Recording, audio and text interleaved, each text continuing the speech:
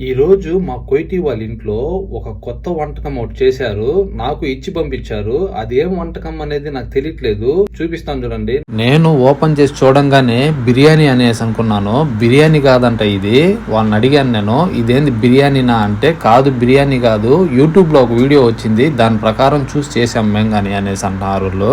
ఇది బిర్యానీనా లేదంటే ఖిచిడీనా ఎవరికన్నా తెలిస్తే ఖచ్చితంగా కామెంట్ చేయండి. నాకు అర్థం కావట్లేదు. దీన్ని టేస్ట్ చేసేంత వరకు నేను చెప్పలేను.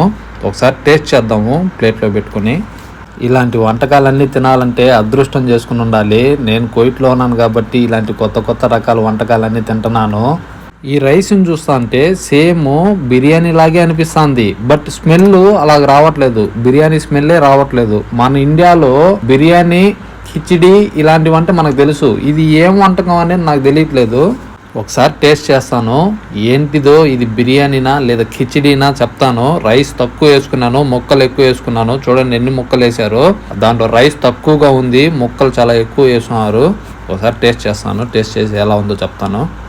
టేస్ట్ కానీ ఏం అర్థం కావట్లేదు. ఇది బిర్యానీ అని చెప్పలేము, అలా అని కిచిడి బిర్యానీ అని కానీ చెప్పలేము. టేస్టే డిఫరెంట్గా ఉంది. అసలు టేస్ట్ అయితే చాలా బాగుంది, బట్ దీంట్లో మసాలాలు కానీ కారం కానీ చాలా తక్కువగా ఉన్నాయి. టేస్ట్ అయితే చాలా బాగుంది.